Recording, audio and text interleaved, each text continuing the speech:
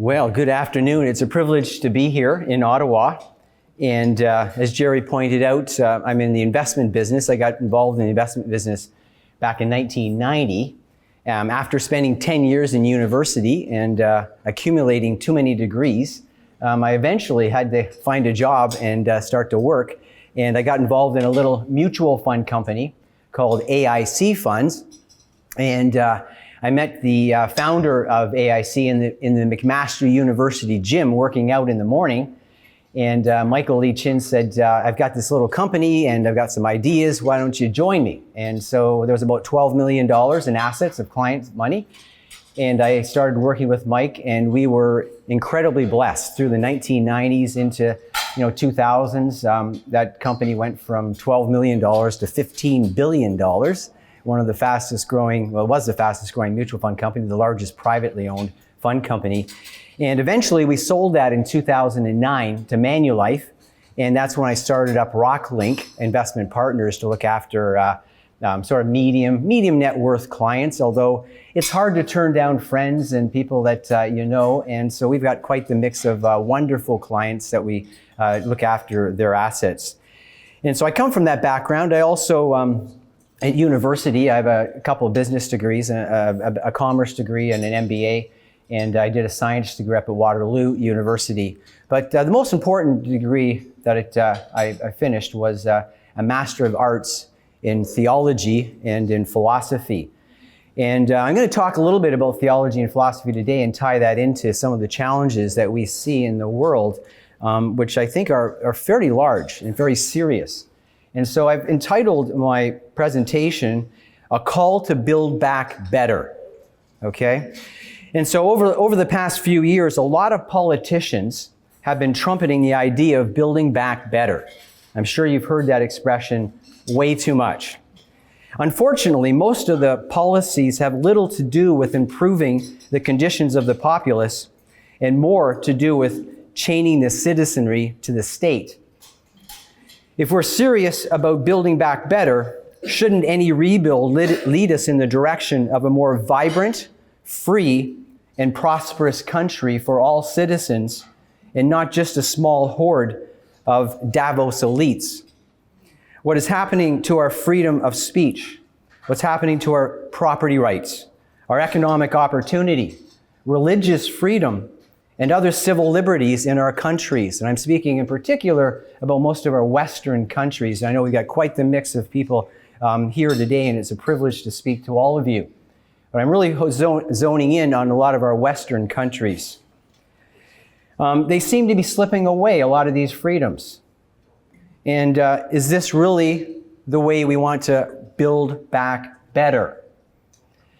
And so when I take a cursory look at the world today, it compels me and it compels all of us to ask the question, are we building back better or are we spiraling out of control? The truth is that we're heading rapidly towards tyranny. We are in a revolutionary period that is dramatically changing our civilization. And I would suggest without an extraordinary 180-degree pivot on almost every major issue, we will soon experience a social and economic collapse. Regrettably, few people seem to fathom the severity of the situation. Bryce Buchanan, in a recent post, gave 3 reasons why the majority of people seem oblivious to the surrounding danger despite the palatable signs everywhere. The first reason he gives is what he calls the normalcy bias. That's a cognitive bias that occurs in times of crisis, leading us to disregard any signs or warnings that we're in danger. The normalcy bias is a defense mechanism that lulls us into thinking life is just going to continue as it always has. It is a reassuring presumption that things will get better, or at least things will not take a dramatic change for the worse. But you see, steady progress is not the way the world works. History is littered with the stories of the rise and fall of civilizations. And tyranny, hardship, and vassalage are more often the norm And it should not surprise us if we return to that position as we watch in our own Western countries the never-ending expansion of the state, the attacks on our Western history, and the undermining of the Christian faith. Centrally managed economies always fail. There are no exceptions. Second reason why Buchanan says people are oblivious to the changes around us is he says that people have disconnected from the reality and they follow the conformity bias. People look to their social group to tell them what's true. Independent critical thinking is discarded, and people adopt worldview much like a sponge absorbs water in a bucket. And you see, tyrants dream about populations that acquire their beliefs this way.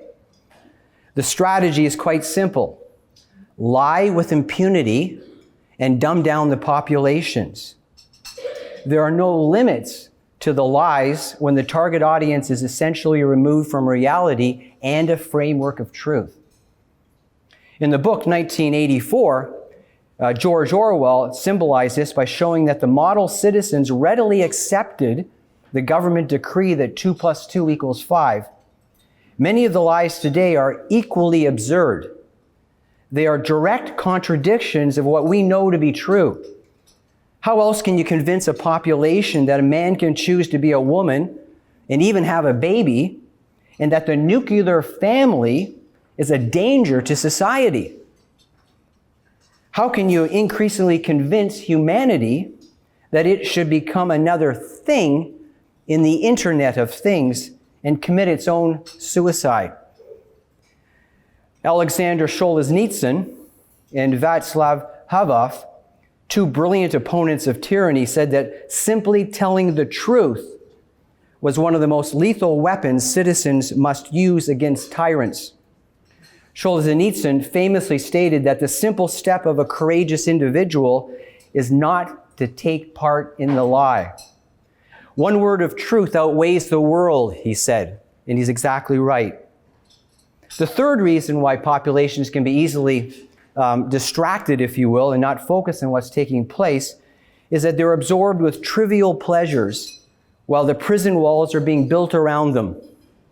Aldous Huxley, with great prescience, said there will be a dictatorship without tears, producing a kind of painless concentration camp for entire societies so that people will in fact have their liberties taken away from them, but they will enjoy it because they are distracted by the desire to rebel by propaganda, brainwashing, and the use of drugs. And a quick glance at the superfluous and often debased content of our social media sites, and a walk down many of our streets, tragically in our own country here in Canada, littered with homelessness and drug addicts, underscores the seriousness of the day that we are in. And so what about a real reset? How do we build back? Do we really want to build back better?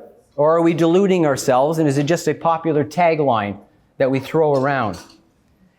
Let me suggest that if we are serious about building back better and having a lasting reset, we must begin by resetting our moral foundation.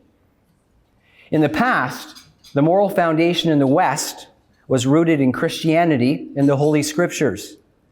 Today, Christianity no longer provides the consensus for our societal norms or for our law. Today, that consensus is all but gone. And the freedoms that it brought to the world, and in particular to the West, are all being destroyed before our eyes. We are living at a time when decades of advancing secular humanism is coming to its natural conclusion in the areas of anthropology, morals, values, and law. All we are left with are relativistic values based upon everything from neo-Marxist theology and ideology, such as critical race theory, to the arbitrary decisions of those who hold legal and political power, and increasingly believe that might makes right. And we're seeing that throughout a lot of our countries right now. But you see, Dr. Francis Schaeffer said many years ago, If there are no absolutes by which to judge society, the society becomes absolute. Society is left with one man or an elite filling the vacuum left by the loss of the Christian consensus which originally gave us both freedom and form. It was in the Christian Reformation that unleashed the unprecedented levels of freedom and prosperity in the West. When building upon the Bible as God's infallible revelation, the West was provided with both a freedom in society based upon God's laws and summarized in the Ten Commandments, and yet a form in which that freedom could be maximized and protected. In the Reformation countries, the levels of freedom and prosperity are without historic precedent. That situation is now finished, and we cannot understand our society unless we understand what has happened. And as Alexander Solzhenitsyn famously stated when he gave that famous lecture into Harvard about his own country, the Soviet Union at the time, men have forgotten God. Men have forgotten God. We see it everywhere. And this is why we see the breakdown of morality everywhere in our society. The devaluation of human life is alarming. And we see it in the secular sacraments of abortion, euthanasia, pornography, transhumanism. Today, we're seeing the desire for a post-human world where we become little gods connected to machines. But you see, this folly is nothing more than a replay of Genesis 3. It can only lead to death, both physically and spiritually. It's a total, materialistic delusion of crazed billionaires who are at war with their Creator. And we see this in so many ways around our world. Don't be deceived by individuals like Yuval Noah Harari, who tells us that the future of man is to become God in his book Homo Deus. He's a leader in the whole World Economic Forum. Because Harari errs on a couple of points. He errs by not knowing who man is. He doesn't know who man is and who God created us to be. Nor does he know God, the King eternal, immortal, invisible, the only wise God. His view of man is pathetic, and his view of God is blasphemous. Our God is in the heavens, as the psalmist in Psalm 2 says, and he laughs at the folly of these mortal men, thinking that they also are going to usurp God's position. If we want a real reset, one that will put us on a path to increased freedom and prosperity, we must begin by humbling ourselves before God and His Word. Dr. Greg Bahnsen, someone that I admire from a number of decades ago, said the following: those who refuse to presuppose the epistemic lordship of Christ, the truth of Scriptures as the standard of knowledge, and the necessity of God's light before they can see light, are led into futile thoughts and darkness. Our current situation, particularly in the West, proves this point, that we are inundated with darkness and leading us into a state of tyranny and death because we have turned from the God of freedom and life. We must begin by restoring our moral foundation, and if by God's grace we humbly bow before the Lord in His Word, there are at least 6 areas that I want to draw your attention to that must be reset if we're going to answer the call to build back better. First, the first area that must be reset, the family unit must be reset. The biblical family is the most important and foundational institution for the progress of human culture and its flourishing.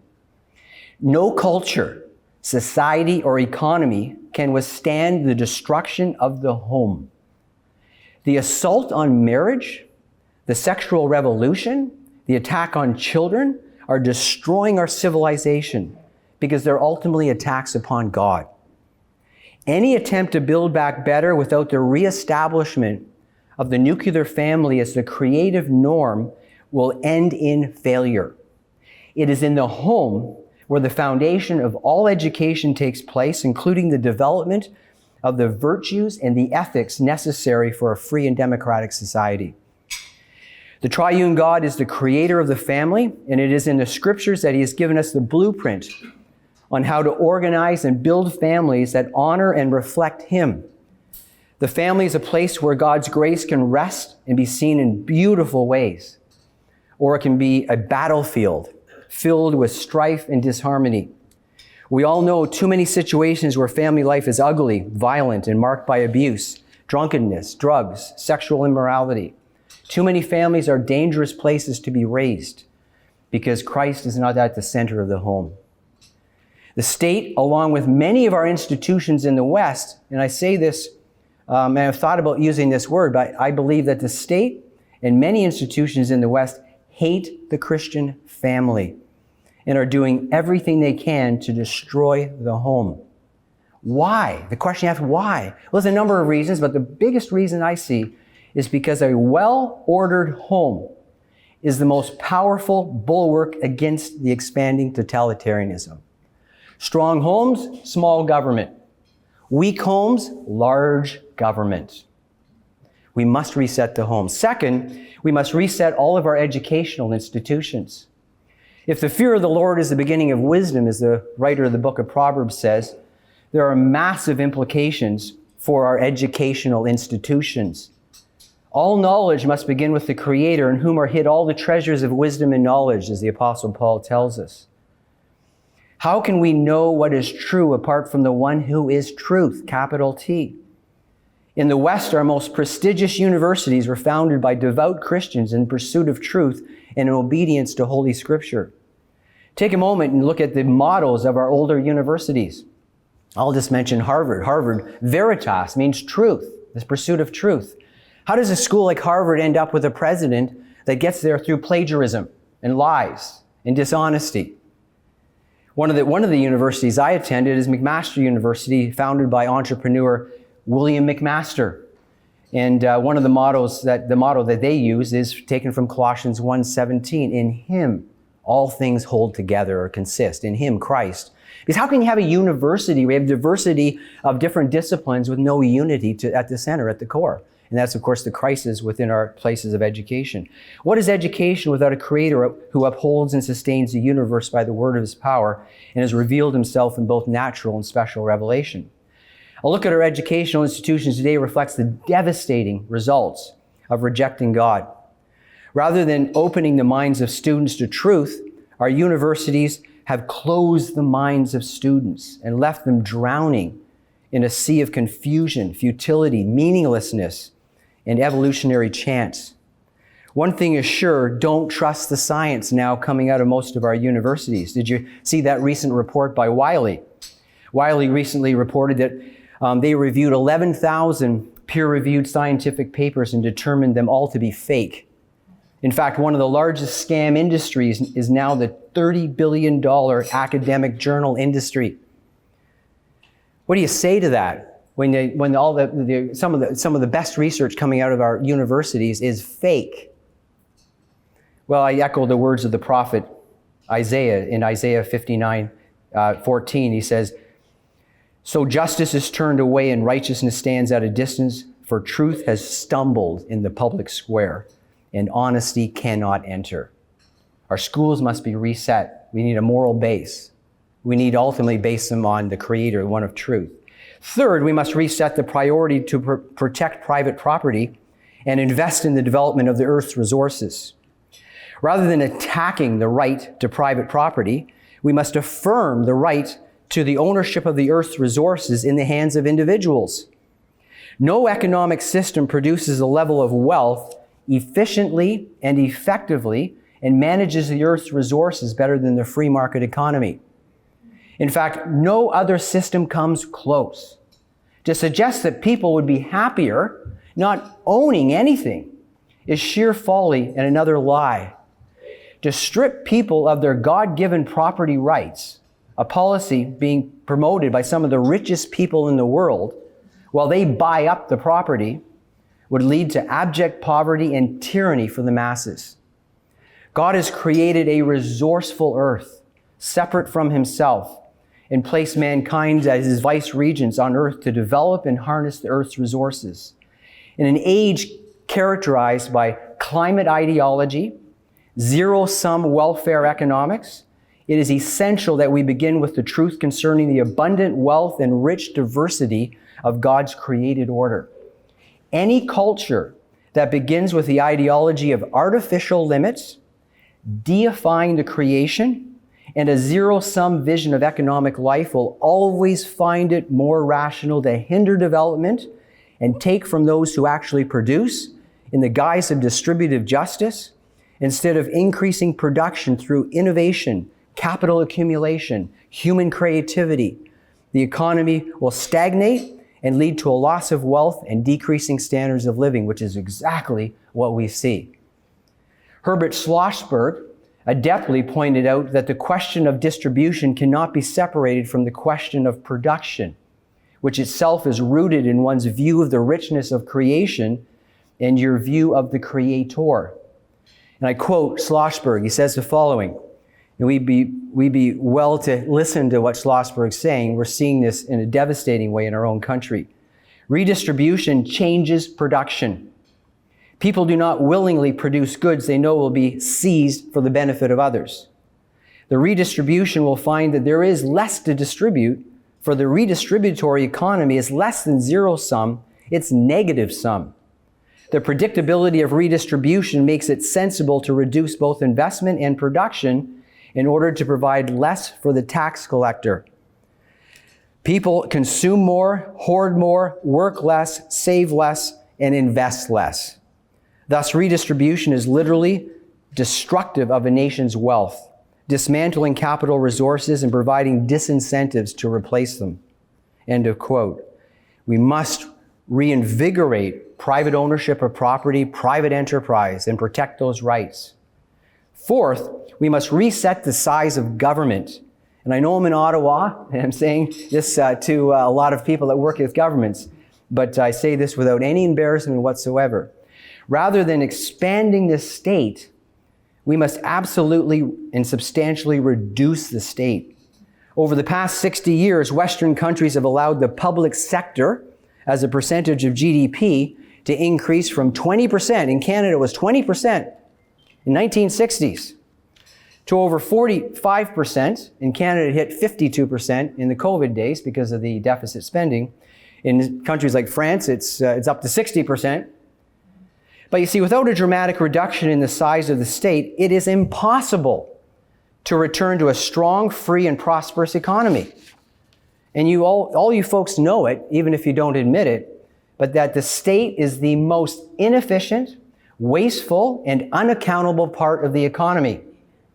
How can almost 50% of the resources be allocated to the state without crippling the private sector under the excessive burden of taxation and regulation? This is not rocket science. Throughout the West, governments are passing now legislation. We've got Bill 63 before the government. They're passing legislation removing any semblance of democratic governance based upon basic and recognized principles such as the freedom of expression, assembly, religion, mobility rights, property rights, a fair and responsible press, the rule of law, citizen participation, regular elections, and habeas corpus. All of these things are under attack. Any reset to build back better requires a massive reduction in the size and influence of the state. Hobbes' Leviathan must be slain. Fifth, we must reset our means of exchange and return to sound money. The Bible teaches us that civilizations fall when they become morally corrupt. This corruption is expressed in fiat-based currency, a violating of God's law for honest weights and measures. Consider what happens when a government is unconstrained from the demands of sound money. If a government can print money at will, it will always out of thin air create money and force its citizens to honor this corruption of money through legal tender laws. This provides the politicians with the ability to spend more and more without directly taxing their citizens. The real tax ends up to be, as you know, and as we've seen in the last little while, inflation and the loss of purchasing power.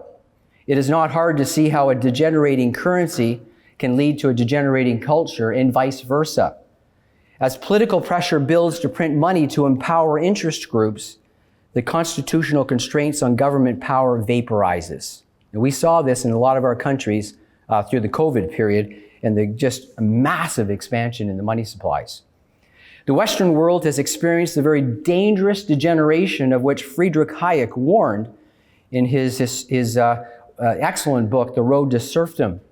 He says, over time, as he foresaw, government welfare changes the moral character of the people.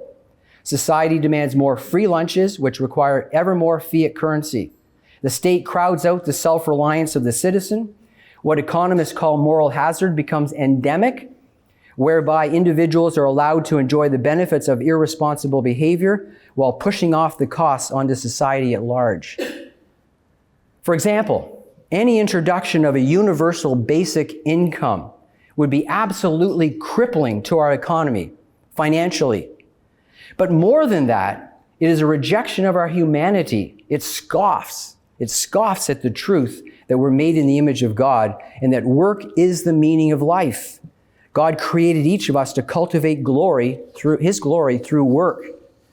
Today, the world is drowning in debt. We're faced with a debt crisis of unprecedented proportion. The global debt to GDP statistics, let me give you a couple of statistics, which this includes government, corporate, and personal. These debt statistics are appalling. In 1970, the ratio was about 100%. This is globally. In 2000, that ratio had jumped to 240%. And today, that ratio is over 320% debt to GDP globally, all debt. In the US, which is a very important country, as we all know, because they're the largest economy in the world, they're the reserve currency, it is completely out of control. The US federal government debt topped $1 trillion back when my second year in university in 1981, when Ronald Reagan was president. And boy, there was consternation. $1 trillion.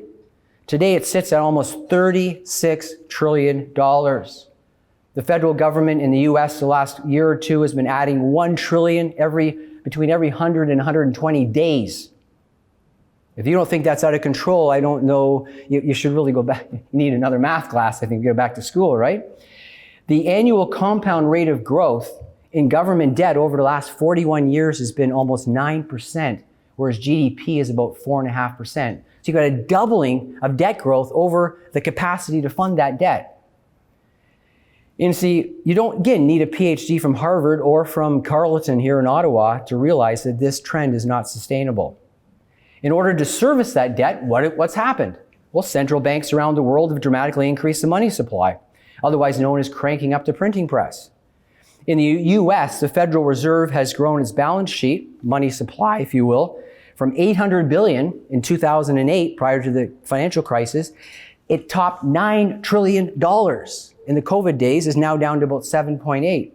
In Canada, we didn't fare much better. All of the deficit spending here in Canada was all printed money by the Bank of Canada. They've pulled some of that back, but it's resulted in a massive expansion of currency.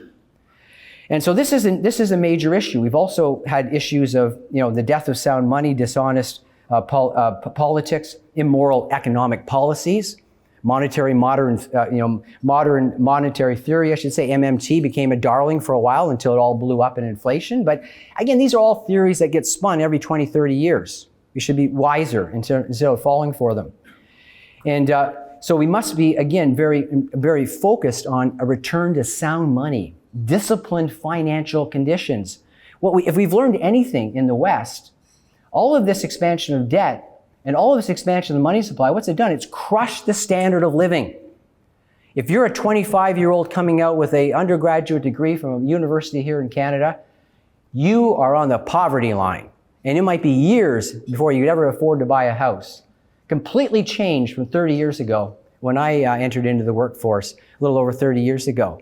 That's what debt, government spending, printing money gets you. It does not create wealth. If you're going to produce wealth, you have to make stuff. You have to build stuff.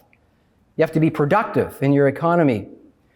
And so these are serious issues. Relative to gold, which I think is ultimate money, if you want to think about that, the US dollar, think about this for a moment. The US dollar has lost 98.5% of its value in the last 53 years. When President Nixon temporarily removed the US dollar off the partial gold standard on August 15, 1971. At the time, gold was trading at $35 an ounce. Today, it's around $2,400 an ounce. That tells you what's happened to our money. And of course, the US dollar is a peg currency for most of your currencies around the world. So you know exactly what's happened in terms of that. And so if we really want to build back better, we got to get back to sound principles of money. And then last point I'll make in terms of a reset is the importance of the nation state.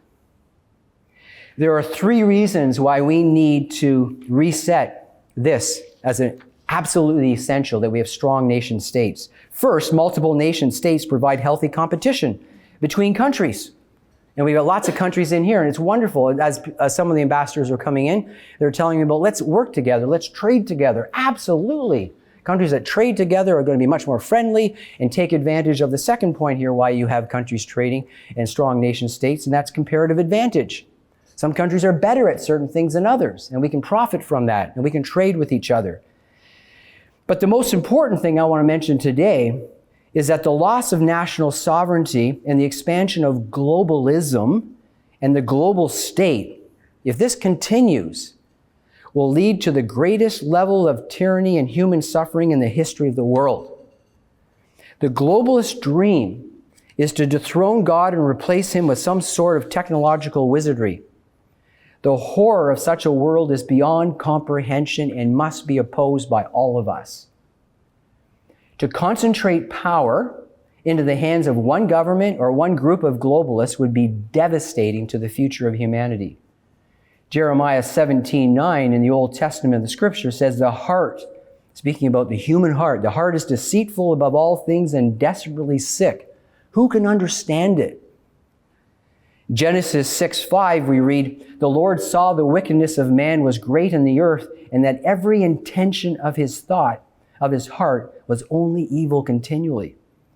And it was this evil that the God saw that eventually led in Genesis 11 to the tower, in the building of the Tower of the Babel, and the creation of nations. Spread people out, different languages. Make sure that, again, they don't all gang together and try to do this sort of global coup against God, which is absolute and utter foolishness. But you see, today, politicians and business leaders are bowing to the agenda of multinational corporations, transnational non-government organizations, and you know what they are. I can throw out a few just to give you an idea. The UN, the WHO, which is a very dangerous organization, largely funded by Bill Gates. The IMF, the World Economic Forum, and the power and control in the world is being concentrated. But it's important that God-ordained nation states must push back against this. We must all push back against this as countries and maintain our individual freedoms and responsibilities as individual companies in the global arena if we're going to fight against the rising totalitarianism. So are we serious about building back better? There's no building back better without restoring our moral authority, as I started. Our starting point must always be the sovereign triune God who is the creator, sustainer, and redeemer of all things. Psalm 24:1 tells us that the earth is the Lord's and the fullness thereof, the world and those who dwell therein. Having reset our moral authority, we can begin to speak truth in an age of lies. Building back better means we must reset the family, reset our educational institutions, protect private property and human rights, downsize the state, and return to sound money. We must also break down institutions with too much global power and reinvigorate the nation state and local authorities. Finally, we must return to the 3 most important chapters in the Bible. What do you think those are? What are the 3 most important chapters in the Bible that anchor any world view? Genesis 1, 2, and 3. The gentleman is exactly right. We must return to Genesis 1, 2, and 3 to anchor ourselves. Why? I'm just going to give you some quick points and I'm done. That's because in Genesis 1 to 3, we learn that it was the eternal God who created the universe from everything in it from nothing, ex nihilo. You don't reduce God to anything in this materialistic world. He's from all eternity to all eternity. And he created this whole material realm out of nothing. Second, God made the world a rich and resourceful filled world and controls every aspect of it. Third, God made man in his image, male and female. He made them. And these distinctions are critical. And when we're blurring these distinctions, we are trampling upon our own suicide. God created the institution of marriage before the state, pre-political, the most important institution, and blessed it with procreation. God made us to work the creation and to enjoy its bounty.